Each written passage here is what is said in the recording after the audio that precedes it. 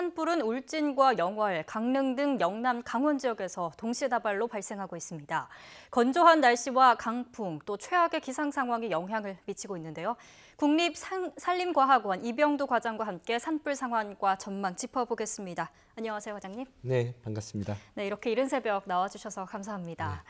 네, 어제 11시 20분쯤 경북 울진에 이어서 영월, 강릉 등 잇따라 산불이 발생해서 확산하고 있습니다. 왜 이렇게 동시다발적으로 산불이 발생하고 또 확산하는 걸까요? 가장 큰 원인은 지금 현재 전국적으로 진행되고 있는 건조한 상황입니다. 그리고 어제부터는 이제 강풍이 불기 시작하면서 건조와 강풍이 동시에 겹치면서 전국적으로 어제 하루만 하더라도 5건이 발생해서 지금 산불이 확산 중에 있습니다. 네, 그렇군요. 이렇게 특히 울진 산불의 경우에는 헬기가 40여 대가 동원돼서 총력 진화에 나섰습니다. 하지만 14시간 가까이 계속되고 있는데요. 왜 이렇게 불을 잡기가 어려운 걸까요? 여기 이제 울진 상황 같은 경우는 가장 어려웠던 경우는 이제 강한 바람으로 인해서 산불의 확산 속도가 기존의 동해안 산불에 부는 것보다 굉장히 빨랐고요. 또 이렇게 이제 산불이 빠르다 보니까 강한 바람하고 또 이제 소나무 숲이 겹쳐진 모습을 보였습니다. 네. 그래서 이 소나무 숲에 산불이 붙으면서 산불이 비화돼서 많이 날아다니게 되었습니다. 네, 참 기상 악화로 인해서 진화가 어려운 상황인데 산림청 국립산림과학원 강원 영동 지역과 영남 지역에 대형 산불 위험 주의보를 내린 상황이었습니다. 어떤 배경에서 주의보를 내렸을까요? 예, 저희가 이제 대형 산불 주의보를 내릴 때는 크게 3가지 요소를 감안을 하게 됩니다. 네. 첫 번째가 이제 강풍이냐, 그리고 실효 습도가 어떻게 되느냐, 그리고 그 지역에 소나무 숲이 얼마나 많이 있느냐를 종합적으로 고려를 하게 되는데요. 어제 이제 저희가 분석한 결과 울진 지역과 강원도 영동 지역의 대부분의 지역에서 이 3가지 조건이 맞아 떨어졌습니다. 그래서 네. 어제 아침에 급하게 이제 이 대형 산불 주의보를 발령을 하게 되었습니다. 그렇군요. 안 그래도 이 산불이 많이 나는 철이잖아요. 올해는 특히 기상 여건이 좋지 않았다고요. 네, 맞습니다. 올해는 지금 어찌 보면은 50년 이래 가장 그 가문 해가 지금 지속이 되고 있고요. 네. 특히 이제 전국적으로는 그 강수량이 15% 내외에 있고 또 특히 이제 영동 지방, 이 강원도 지방이나 이런 부분 같은 경우는 굉장히 더 건조한 상황이 진행되고 있습니다. 이렇다 보니까 산림대에 있는 낙엽들의 건조와 수분 함유량이 많이 떨어져서 지금 사소한 불씨에도 불이 붙을 수 있는 그런 구조가 되어 있습니다. 네, 모든 지역에서 주의 계속해서 해야겠습니다.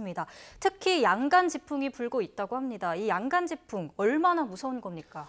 근데 이제 양간 지풍이라고 하는 것은 보통 이제 우리나라에서 남쪽에는 그 고기압이 위치하고 북쪽에는 저기압이 위치해서 이 강한 그 기압차가 많이 나서 이 틈새로 강한 그 태풍과 같은 바람이 많이 불게 되는데요. 이 태풍과 같은 그 바람의 세기가 불게 되고 또 낙엽이 바짝 말라 있는 상태에서 산불이 만나게 되면 대형 산불로 번질 수밖에 없죠. 네. 네. 그렇군요. 이 양간 지풍이 불 때 좀 더 궁금한 게 산불 기세가 얼마나 무서워지는지도 전해 주시죠. 네, 저희가 지금까지 이렇게 알고 있었던 대형 산불, 그러니까 2000년 동해안 산불이나 2005년 양양 낙산사 산불, 그리고 몇 년 전에 있었던 2019년 고성 그 강릉 산불, 이런 모든 것들이 다 양간 지풍과 더불어서 진행이 됐습니다. 네. 그래서 이런 양간 지풍이 불 때는 저희가 산불의 확산 속도를 분석을 해보면 시간당 4.4km, 네. 어떨 때인 경우에는 가장 빠를 때는 시간당 5.5km까지 번지는 그렇게 엄청 빠른 확산 속도를 보였습니다. 네, 기세가 엄청나군요. 시간당 4.4km에서 5.5km까지. 참 무서운데 특히 지금은 또 야간 상황이잖아요. 산불 진압에 헬기가 가장 효과적인데 야간이다 보니까 뜨지 못하는 상황입니다. 네. 야간 상황의 산불 어떻게 꺼야 할까요?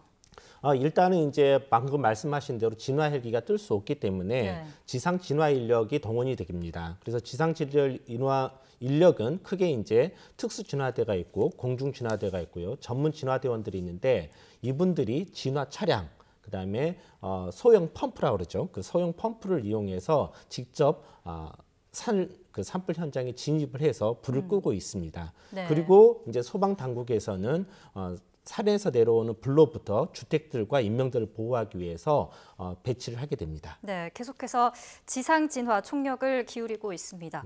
울진 산불이 북쪽 북쪽 삼척 쪽으로 향해서 가스 기지까지 위협을 하고 있는 상황입니다. 울진 산불 진압 어떤 작전을 써야 할까요?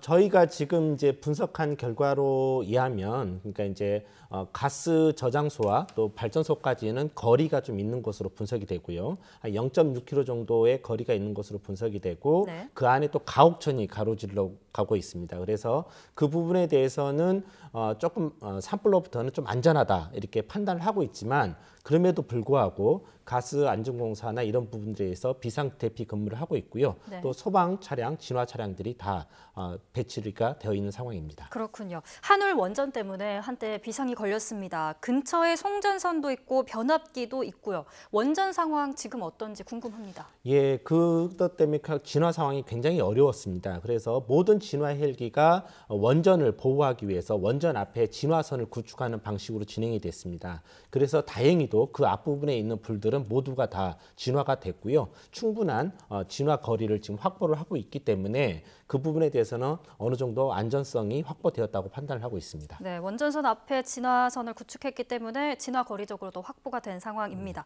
삼척 가스 기지도 함께 살펴보겠습니다. 절대 불이 닿아서는 안 되는 곳인데 그런 곳은 어떻게 또 산불 접근을 막게 되는지도 전해주시죠. 네, 이제 상당한 산림으로부터 이제 상당히 이격거리를 이제 보호하는 게 확보하는 게 이제 가장 중요한 부분이고요. 다행히 여기 가스기지 같은 경우는 이제 산림으로부터 거리가 좀 떨어져 있어서 안전성이 좀 확보가 되어 있고요. 하지만 이제 이렇게 강한 바람에는 불씨가 날아갈 수가 있습니다. 그러면 불씨가 날아가서 이런 기지들에 떨어지게 되면 이제 이 기지 내의 자체 소방 시설에 의해서 살수가 분비되어서 이 불똥들이 이 기지를 태우지 못하도록 그렇게 설계되어 있는 것으로 알고 있습니다. 네, 그렇군요.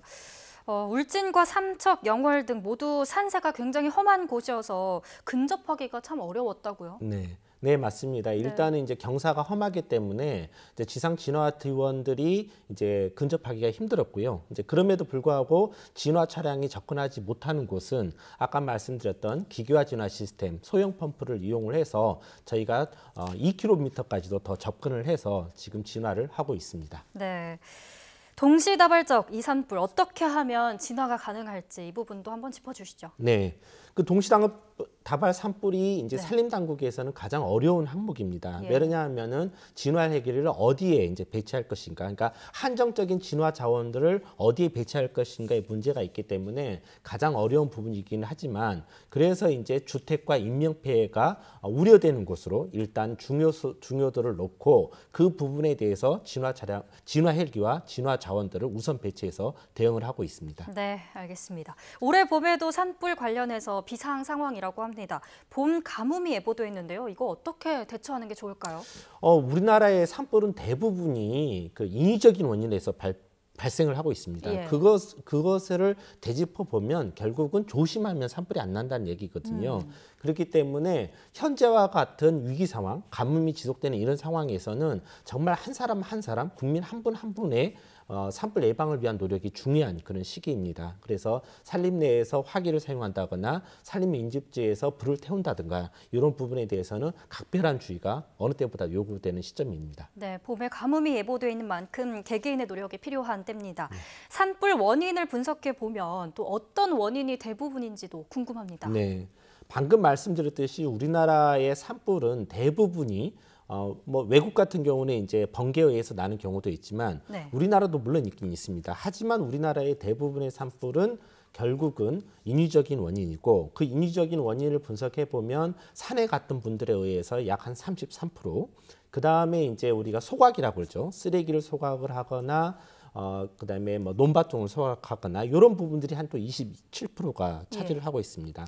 그리고 나머지 부분도 이제 담뱃불 실화, 그다음에 이런 부분들이 있는데요. 이런 것들을 다 분석해 보면 결국은 우리가 조심하면 산불이 나지 않을 수 있다. 이런 결론이 도출이 됩니다. 네, 알겠습니다.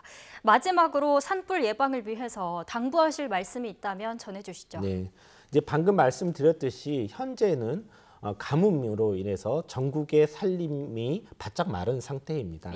이런 상태에서는 사소한 불씨 하나도 산불로 이어질 수 있는 그런 상황이기 때문에 그리고 또 우리나라 산불은 대부분 인위적인 원인으로 난 산불이기 때문에 여러분 한 분 한 분이 산림 내에서 또 산림 인접지에서 불을 조심한다면 산불은 발생하지 않습니다. 네, 고맙습니다. 네, 말씀 고맙습니다. 국립산림과학원 이병두 과장 모시고 함께 이야기 나눠봤습니다. 네, 나와주셔서 고맙습니다. 네, 고맙습니다.